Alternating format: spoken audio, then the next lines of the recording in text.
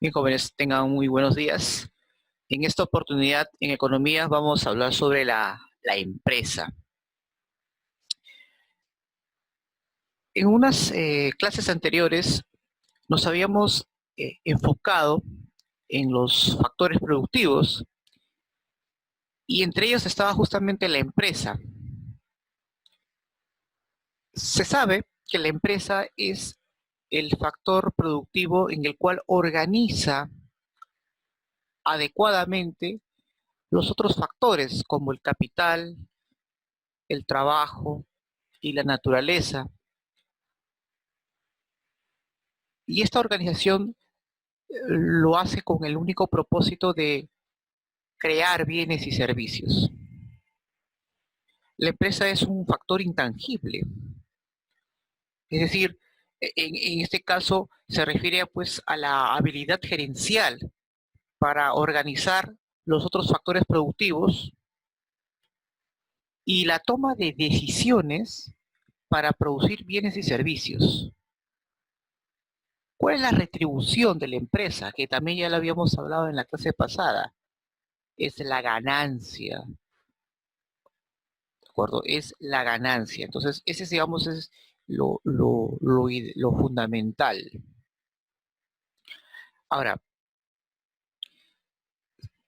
si nos queremos enfocar un poco en la historia, bajo este contexto, la empresa pues obviamente surge y como tal, con las características actuales, con el capitalismo. Pero estoy seguro de que cuando ahora hemos definido mejor el concepto de empresa, tenemos ya una visión más clara del papel, del rol que cumple toda empresa hoy en día. Lo menciono porque hay un importante detalle que quiero compartir con ustedes. Los medios publicitarios hoy en día hacen que veamos a las empresas como aliados, como socios. La publicidad que se desarrolla o que percibimos nos tratan de persuadir que ese es el verdadero propósito de la empresa, satisfacer nuestras necesidades, eh, apoyarnos, colaborar con nosotros, en fin. Pero la verdad es que toda empresa tiene un objetivo común, que es obviamente sus ganancias. Y sabemos pues que para obtener mayores ganancias, la productividad es la fórmula. ¿Y para la productividad qué se necesita? Ah, mayores niveles de producción, menores costos de producción. Y a veces, pues, esa fórmula perjudica bastante al consumidor. Pero es muy, muy importante definir lo que es una empresa. Las empresas hoy en día se han vuelto grandes transnacionales, es decir, empresas que se expanden en diferentes partes del mundo y que obviamente en los últimos 200 años han tenido mucho poder e incluso han influenciado bastante en nuestra vida cotidiana. Su poder incluso rebasa a los propios gobiernos. No por algo, la Primera y la Segunda Guerra Mundial tienen que ver bastante con las empresas. Estos grupos de poder que en busca de acaparar nuevos mercados, llegamos a un conflicto a nivel internacional. Muy bien. Luego de haber definido claramente o puesto un panorama, un contexto mucho más claro sobre lo que es la empresa, entonces podemos decir ya nuestra definición, ¿no? Como tal, ¿no? Si es que por ahí obviamente nos preguntan en un examen de admisión. Entonces decimos pues que la empresa es una entidad en el cual pues va a organizar efectivamente, en la cual pues va a combinar los otros factores productivos como naturaleza, trabajo, capital, para poder generar bienes y servicios con el propósito de poder obtener ganancias. Vamos a poner un ejemplo. Cuando dice que la empresa organiza el trabajo, es decir, que la empresa lo que va a hacer es extraer o tener las materias primas que junto con el factor trabajo, es decir, los empleados que lo van a transformar, y con el capital de los socios o de los empresarios, van a poder fabricar o crear, o en este caso generar bienes y servicios. Y recuerden que una de las cosas que siempre una empresa va a realizar es generarle un valor agregado. Es muy, muy importante. El valor agregado se consigue a medida que utilice más los factores productivos, ya sea en insumos, en una especialización del trabajo o una inversión más en el capital, por ejemplo, una nueva maquinaria, instrumentos, qué sé yo.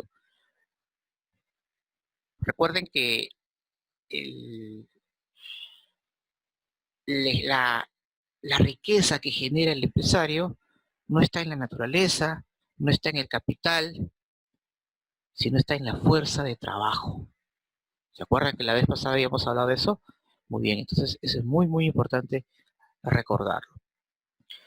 ¿Cuáles son las características que tiene toda empresa? Muy bien, vamos a ver, recordar. Tiene un fin económico. ¿Por qué se dice que tiene un fin económico? Porque para producir los bienes y servicios que necesita la sociedad, ellos son los encargados de la producción, ¿no? Ellos son los que dicen, nosotros vamos a satisfacer las necesidades de la población. ¿De acuerdo? ¿Cuál es el fin mercantil? Bueno, se dice que es un fin mercantil porque está destinado, ¿no?, que esta producción creada o generada por la empresa a ser vendida en los diferentes mercados. Y obviamente va a depender mucho de los incentivos, es decir, de los precios. ¿De acuerdo? Entonces, ese, digamos, es el fin mercantil, ¿no? Todo bien que una empresa genera, tiene que ser vendida. ¿Qué ocurre cuando la empresa genera bienes y no lo compran? Pues obviamente produce una paralización, un estancamiento en la producción. Y a veces cuando las empresas sobreofertan, es decir, generan más bienes de lo que la demanda necesita, pues a veces crea un desequilibrio económico, produciendo incluso una inflación.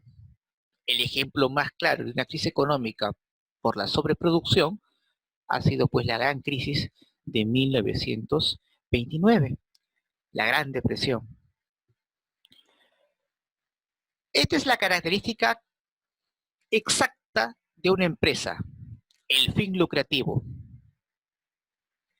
Buscar la ganancia como retribución es su función organizadora de la producción. Esa es, digamos, la, la característica esencial de toda empresa. Últimamente, como ya muchas personas ya no ven con buenos ojos al papel de las empresas, estas han querido cambiar de fachada, han querido que tengamos otra perspectiva de ellos. Y es por eso que en los últimos años se habla de lo que es una responsabilidad social.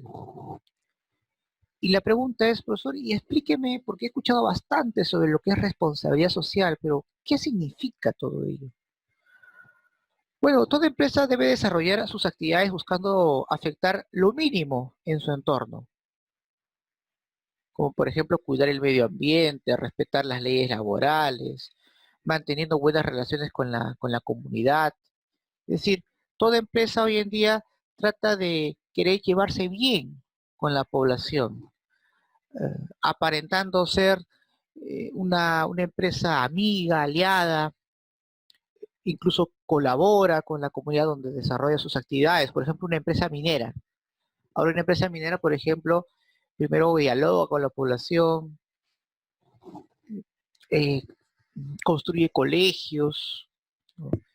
Es decir, le da pues una serie de beneficios a la comunidad, porque sabe obviamente que la empresa minera puede que por su propia actividad puede generar pues algún tipo de daño, ¿no? Entonces lo que se busca es generar el menor daño posible, porque es mentira, jóvenes, de que la tecnología hace que las empresas mineras puedan evitar eh, la, la alteración del medio ambiente.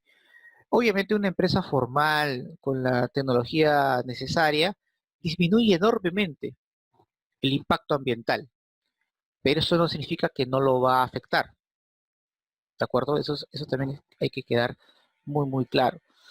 Lo vemos bastante ejemplos en los Estados Unidos, en México, Canadá, donde existen ese tipo de incidentes.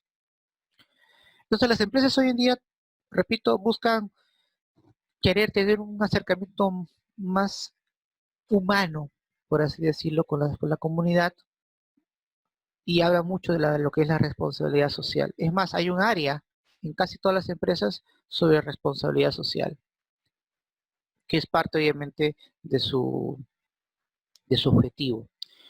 Y lo vemos bastante, pues, cuando existen de repente algún tipo de situaciones complicadas que ocurren en el mundo. Entonces las empresas, con el afán de conseguir, digamos, el aprecio de los usuarios, ayudan, ¿no? Hacen donaciones, en fin. Vamos a poner, por ejemplo, en estos momentos, con el tema de lo que estamos pasando en el mundo, hay algunas empresas, por ejemplo, como Netflix, como Spotify, están colaborando, ¿no? con la comunidad, dando pues obviamente sus servicios gratuitos por un tiempo. Y así podemos dar pues muchos ejemplos de empresas que hoy en día están teniendo esa característica, ¿no? De la responsabilidad social, que antes no lo tenían, que antes las empresas eran muy frías en el trato con los usuarios. Ahora ya no lo es así. Es más, las empresas modernas que han generado o han crecido enormemente tienen esa característica. Y eso lo vemos en empresas, por ejemplo, en algunas empresas europeas, norteamericanas, sobre todo en tecnología, y que aquí están queriendo también tratar de igualar. Por ejemplo, Starbucks. Starbucks, por ejemplo, ha cambiado la denominación de trabajador a colaborador. Y eso lo vemos bastante en las empresas peruanas también, ¿no? Tú no eres un trabajador, eres un colaborador, pero en la práctica es un trabajador porque depende de la empresa, recibe un sueldo, no es un accionista, no recibe las utilidades totales eh, cuando una empresa pues genera pues una cantidad, ¿no? Importante de dinero. Pero esa es la nueva metodología, ¿no? De acercarse más al trabajador. Antes, por ejemplo, la conversación entre las áreas de una empresa, ¿no? La gerencia, la directiva y los trabajadores era muy vertical, ahora no, ¿no? Ahora es horizontal, ¿no? Ahora un trabajador puede solicitar una conversación directa con el gerente, darle sus inquietudes. Eso es lo que hacen algunas empresas modernas e incentivos. E incluso ahora han cambiado bastante de manera radical en el tema del horario de trabajo, ¿no? Por ejemplo, la empresa Google, ¿qué es lo que realiza? Google, por ejemplo, sobre todo en algunos sectores o áreas del trabajo, lo que hace con sus empleados es que no hay horario de trabajo, no hay un horario de trabajo, pero sí tiene que cumplir ciertas metas. En algunas áreas, Google utiliza ese método, ¿no? Donde el horario de trabajo no es indispensable, pero es que tienen que cumplir sus objetivos. Ya verás si el trabajador, pues, empieza a trabajar a las 10 de la mañana, a 2 de la tarde, en fin, pero que tiene que cumplir sus metas. Y eso obviamente es una de las cosas que muchas empresas están realizando. Claro, Google obviamente ofrece servicios, no es tanto el tema de generar bienes, pero es ejemplo de que hoy en día las empresas han ido modificando un poco su metodología, por el cual pues ha habido un cambio muy importante en los últimos años en ese aspecto. Y es posible que en los próximos años esto también pues vaya modificándose, porque las empresas siempre están buscando siempre maximizar sus ganancias. Eso también hay que tomar siempre en claro. Muy bien. Vamos a continuación, vamos a ver un poco sobre la clasificación. Vamos a ver sobre la clasificación de la empresa, de acuerdo a algunos parámetros que hoy día vamos a explicar. Por ejemplo, vamos a hablar un poco sobre la empresa de acuerdo a la propiedad. Esto es muy importante, ¿no? De acuerdo a la propiedad. Muy bien. Esto significa que existen empresas privadas, existen empresas públicas y existen empresas mixtas. ¿Cuál es la gran diferencia entre ellas? Muy bien. Se dice que una empresa es privada porque los propietarios son personas particulares, los famosos socios, por ejemplo, o también puede ser empresa individual, porque también una empresa lo puede ser uno solo también. Pero hay una característica interesante de esta sociedad o de estas personas que ponen su capital, que ellos persiguen sus propios beneficios e intereses. Eso hay que tomarlo siempre en cuenta. Cuando un Estado privatiza las empresas, nosotros los usuarios tenemos que tener en cuenta que esa empresa que ofrece nuestros servicios, no busca nuestra satisfacción, busca sus propios intereses. ¿De acuerdo? Muy bien. Una empresa pública es aquella pues donde el Estado es el propietario. Ahora, con eso no significa pues que el Estado busca también satisfacer sus propios intereses. En realidad, el Estado lo único que hace es utilizar el dinero de nuestros impuestos para luego retribuirlo en ofrecernos algún tipo de servicio o satisfacción. El gran problema de las empresas públicas, al menos en el Perú, es la burocracia, donde lamentablemente la acción de la empresa era muy lenta, deficiente y corrupta. En otros países, por ejemplo, como Alemania o Francia, hay empresas que son del Estado y son muy eficientes. Se dice que la privatización es lo mejor, pero no necesariamente. Se podría dar un mejor servicio, se podría ser más efectivo, porque una empresa privada pues lo que hace es tratar de generar la mayor cantidad de bienes y servicios posibles. Es imposible que se genere corrupción porque una empresa pues no tiende a perder. La corrupción en este caso sería una debacle para la empresa privada. Pero recuerden que la satisfacción, perdón, los intereses, los beneficios es para la empresa.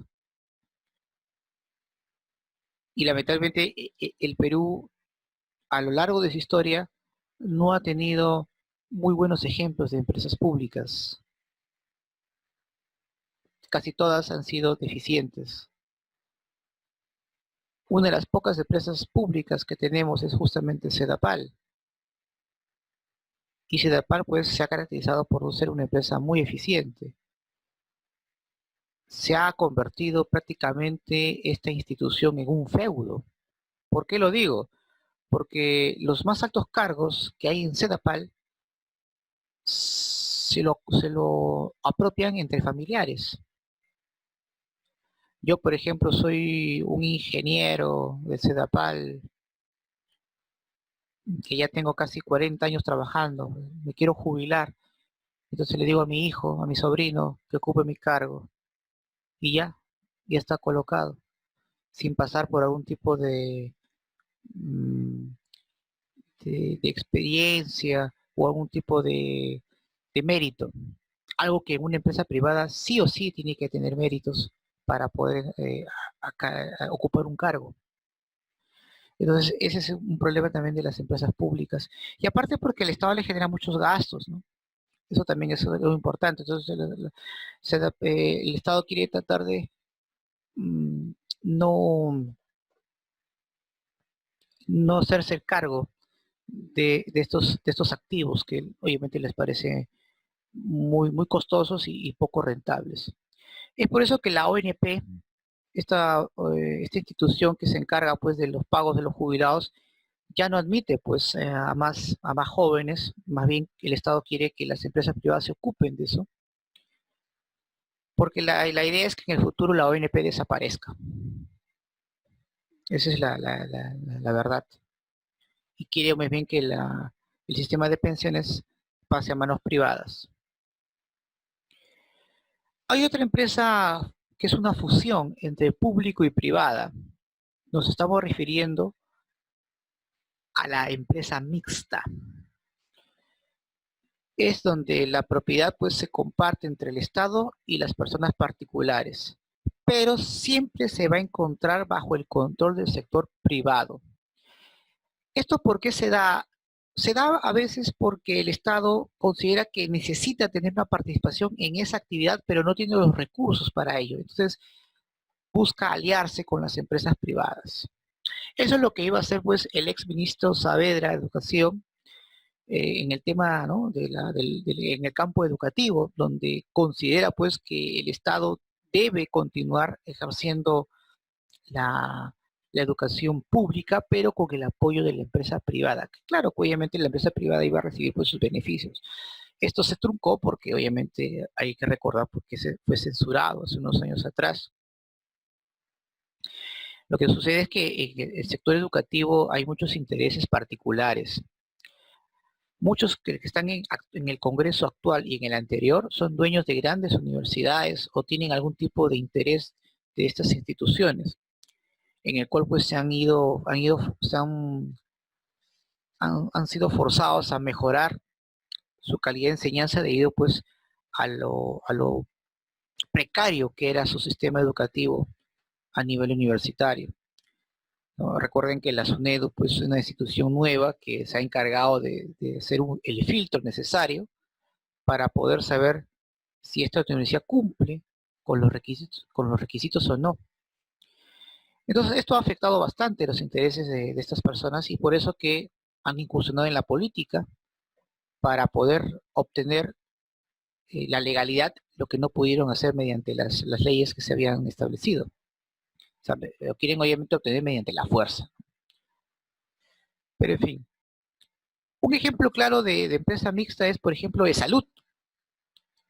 Esalud es una empresa mixta, donde el Estado, junto con el papel de la empresa privada, están realizando pues el tema, organizando el tema de la salud, que de hecho pues obviamente es deficiente. El Estado debe bastante dinero a estas empresas que se han aliado con él debido pues a que no ha habido de repente una buena organización, no ha existido la suficiente capacidad para poder mejorar la calidad, en este caso de la sanidad.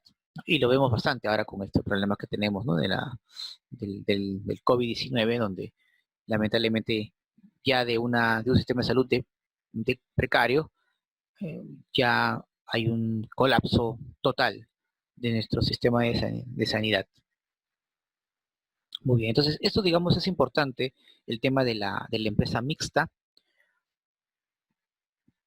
básicamente porque cuando veamos algunos ejemplos reales de este tipo de empresas, sabemos que el control lo lleva la empresa privada, no el Estado, no el Estado. Vamos a ver ahora eh, a la clasificación de la empresa, pero de acuerdo al tamaño, ¿de acuerdo? Al tamaño. Puede ser una microempresa, una pequeña empresa, una mediana empresa y una gran empresa. ¿Cómo reconocemos, profesor, um, a estas empresas, ¿no?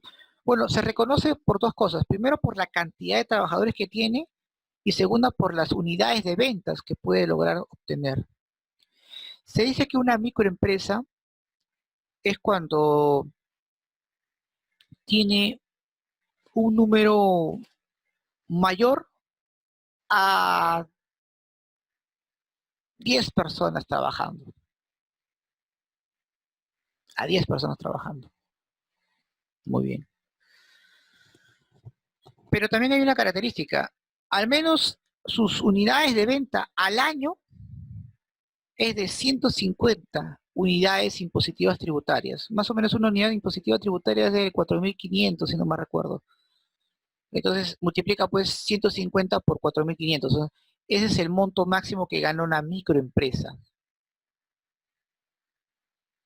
Una pequeña empresa tiene esa denominación cuando el número de trabajadores es menor a 40 y recibe, o perdón, vende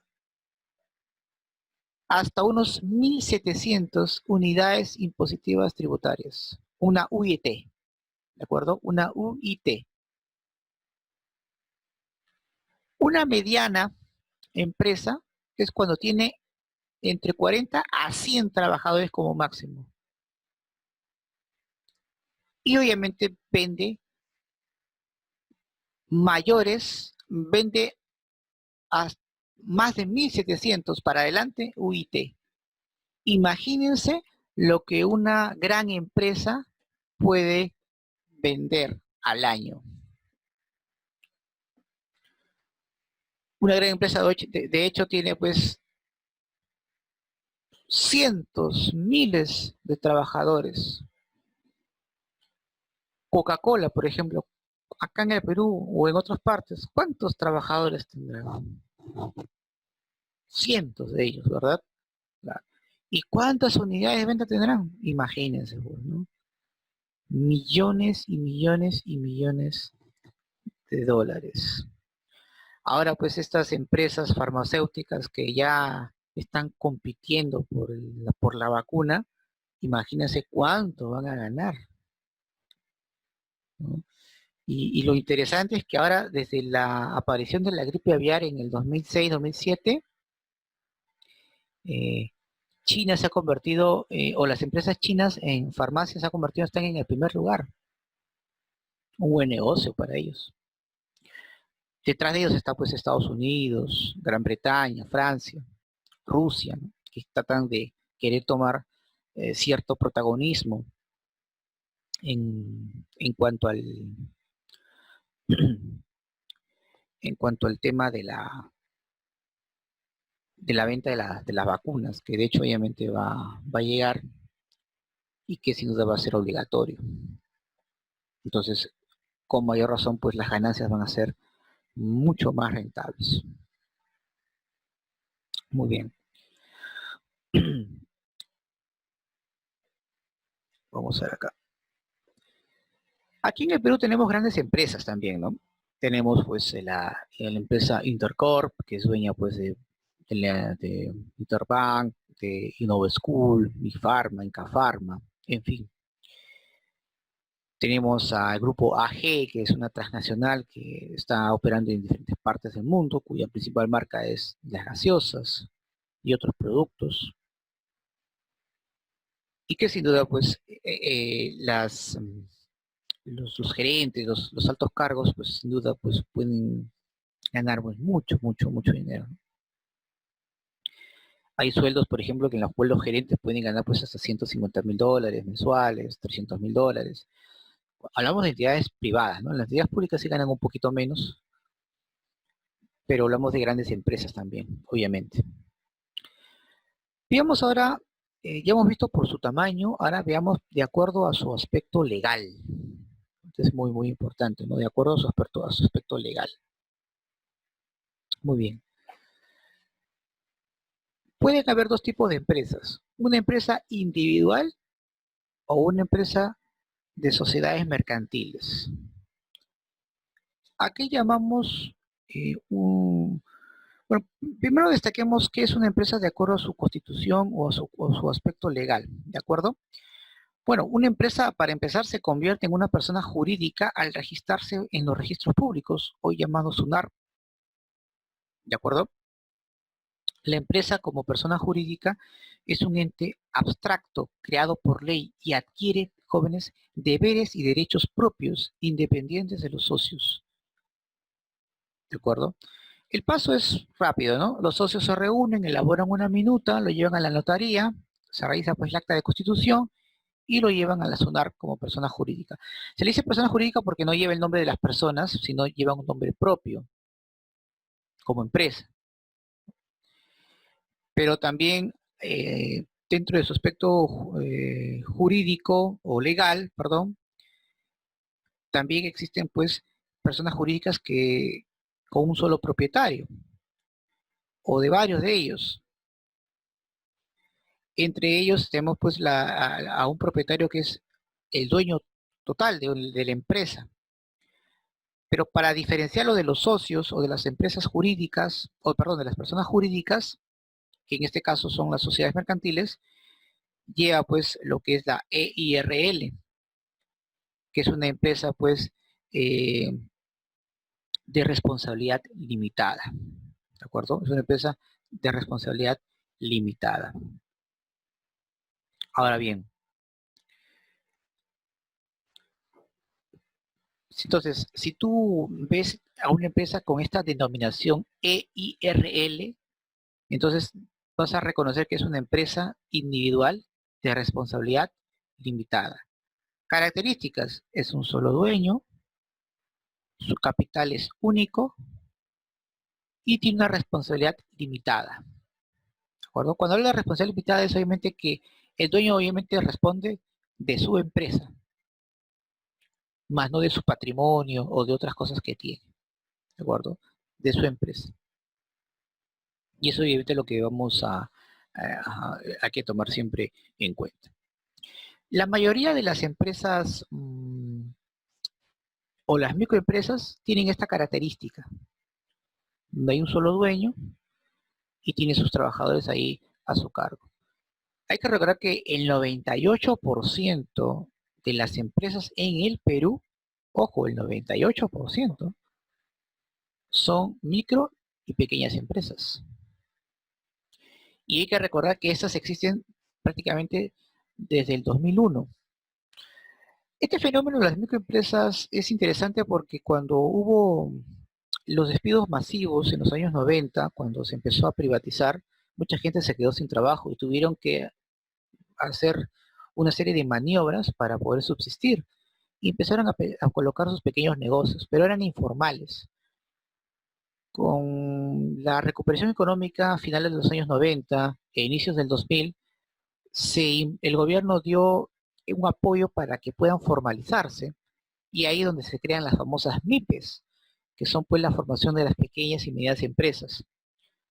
El propósito del Estado obviamente era pues que lo formalicen para luego que paguen sus impuestos y generarle ingresos al Estado. Ese era el objetivo.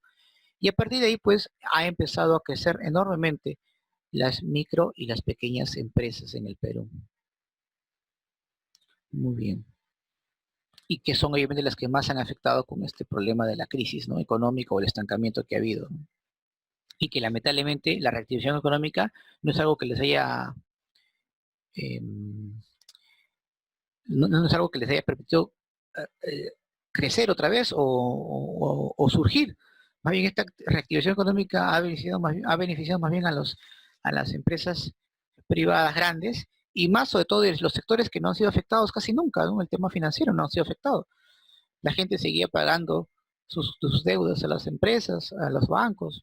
Entonces, ahí también ha cometido un gravísimo error el Estado peruano en otorgar créditos o apoyo económico a aquellas que no han sido totalmente perjudicadas con este tema de la pandemia. Entonces, un tema pues aparte que de repente sería bueno comentar en una próxima oportunidad. Lo cierto es que esta es una empresa individual. En cambio, las sociedades mercantiles, que es la que ocupa más o menos el 2% de la de las empresas que hay en el país, son, digamos, aquellas personas jurídicas donde los socios aportan su capital para obtener un mayor beneficio. Este tipo de empresas están denominadas de la siguiente manera, que vamos a ver a continuación, ¿sí? Muy bien. Vamos a ver aquí. Ahí está. Muy bien. Ahí está. Se divide pues entre empresas colectivas, en comandita y anónima. La que más conocemos obviamente es la anónima, que yo me voy a ocupar más adelante, no se preocupen, en una siguiente oportunidad. Muy bien. ¿Qué es una sociedad colectiva? Muy bien. Vamos a ver algunas características importantes de la sociedad colectiva. Los socios responden en forma solidaria e ilimitada por las obligaciones sociales. Eso es algo característico. Mayormente esta sociedad son entre amigos o familiares, ¿de acuerdo? Es decir, son personas que se conocen, que tienen algún tipo de, de- de parentesco o es amical. Ya, eso también es importante recordar. Entonces, los socios son amigos o familiares, ¿de acuerdo? Muy bien. Su responsabilidad, pues asumen una responsabilidad solidaria e ilimitada. Su razón social, es decir, la nomenclatura que va a recibir esta empresa es SC, ¿de acuerdo? Ahora, mmm, como repito, ¿no? Se constituye generalmente entre familiares o amigos quienes poseen una confianza recíproca. Esa es una sociedad netamente colectiva. Ahora, ¿qué hace esta empresa colectiva? Bueno, realiza sus actividades bajo una razón social que se integra con el nombre de todos los socios de los o de algunos de ellos, agregándole pues la expresión sociedad colectiva o, como mencioné ahí en la que está en su pantalla, SC. ¿De acuerdo? SC. Muy bien.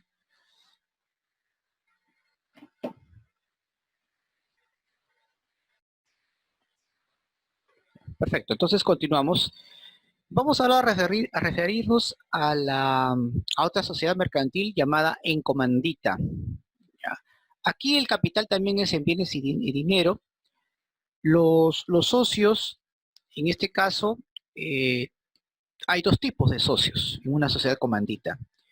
Los colectivos y los comanditarios. Los socios colectivos responden solidariamente y de manera ilimitada por las obligaciones sociales, ¿de acuerdo? En tanto que los socios comanditarios, por ejemplo, responden solo hasta la parte del capital que se hayan comprometidos en aportar. Esa es la diferencia, ¿no? Y obviamente ambos cumplen funciones distintas en la empresa, ¿no? Los colectivos son los administradores y los comanditarios es el financista. Y su aporte, obviamente, y su responsabilidad va hasta la cantidad que va a dar, ¿no?, a la empresa. Ahora, la sociedad de comandita realiza sus actividades bajo una razón social, ya que se integra con el nombre de todos los socios colectivos o de algunos de ellos, agregándoles también, pues, según lo que le corresponda. Y su denominación es S en C, así se va a llamar. Entonces, la responsabilidad, repito, del colectivo es ilimitada, pero el comanditario es limitada de acuerdo al capital que haya aportado. ¿De acuerdo? Eso es importante que se pueda lograr entender. Ahora bien, una sociedad anónima, que es la que es común y hemos visto varios ejemplos de ello, es una sociedad, obviamente, donde está representado por los socios, ¿de acuerdo? Está representado por los socios y que obviamente lo mínimo que se necesita para formar una empresa bajo esta modalidad es mínimo dos personas. Dos, obviamente, personas para adelante, ¿de acuerdo? Y eso es lo que justamente vamos hoy día a hablar. ¿Por qué? ¿Por qué vamos a tocar este tema? Porque mayormente este tipo de sociedad anónima se divide en dos. Sociedad anónima cerrada y sociedad anónima abierta, que es justamente lo que vamos hoy día a ver con algunas características. Vamos a ver acá. Su responsabilidad, pues ahí es limitada, la razón social es SA, ¿no? Sociedad anónima. Ahora, profesor, ¿qué me conviene para hacer mi empresa? ¿Cuál cree que me conviene en este caso? Muy bien. Bueno, va a depender mucho del rubro, va a depender mucho del capital que dispongas y también de las personas que uno mente se va a rodear. Porque, por ejemplo, si tu familia es muy activa en el negocio, entonces es una buena idea formar una sociedad colectiva. Si de repente tú no tienes el capital, pero hay otros que pueden aportar, podría formarte una sociedad en comandita. Pero si tú quieres administrar y aportar tu propio negocio, entonces es una sociedad anónima. Pero dentro de esa sociedad anónima hay que ver algunas características importantes, como por ejemplo, que es lo que vamos a ver a continuación, por ejemplo, ¿qué sociedad anónima vas a elegir? ¿Una sociedad anónima abierta o una sociedad anónima cerrada? La recomendación que se da para aquellos que inician sus empresas es una sociedad anónima cerrada, por dos importantes razones. La primera es que el aporte que tú das puede ser en bienes, no necesariamente sea capital, o sea, en dinero. No necesariamente para formar una empresa tengas que eh, tener el respaldo del dinero para formalizar tu empresa. Puede ser en bienes. Y lo mínimo que si no me recuerdo que se necesita es algo de 2.000 soles, ya sea en bienes o en capital, para formar una empresa. Ahora, la otra razón de formar una empresa sociedad anónima cerrada cuando uno inicia es que obviamente no está obligado a emitir acciones en la bolsa de valores. ¿De acuerdo? Eso es muy, muy importante. Por el cual tienes, digamos, cierta tranquilidad, por así decirlo, mientras vas creciendo como empresa. Porque imagínate que tú seas una sociedad anónima abierta y eres una empresa que está creciendo y logras mm, tener un éxito en tu producto. Entonces las grandes empresas ven que tienes un gran potencial y quieren desaparecerte del mercado. ¿Y cómo lo hacen? Comprando acciones, comprando tus acciones. Y ya está. Ahora pasas al bando de la competencia. Compra tus acciones, se vuelve en socio mayoritario y si quiere le da de baja o si quiere lo toma, pero para su propio beneficio. ¿De acuerdo? Profesor, eso es ilegal. Lamentablemente en el mundo de hoy en día, de la economía, hay muchas cosas que no son legales, pero se aplican. El monopolio es ilegal, pero existe en el Perú y en otras partes del mundo. Hay empresas que coaccionan, por así decirlo, a otras, como lo que está sucediendo, por ejemplo, con esta empresa china, TikTok, que ahora pues el gobierno de Estados Unidos ha prohibido a sus usuarios, que son por lo general pues, los más jóvenes, a usar esta aplicación, al menos que negocien con una empresa norteamericana que quiere comprarla. Y esa empresa pues se llama Microsoft, ¿no? Están ahí negociando y vamos a ver pues cuáles son los resultados. Pero más o menos ya sabemos pues cuál es el resultado final, ¿verdad? Claro. Muy bien. Entonces, estas son las características de una sociedad anónima.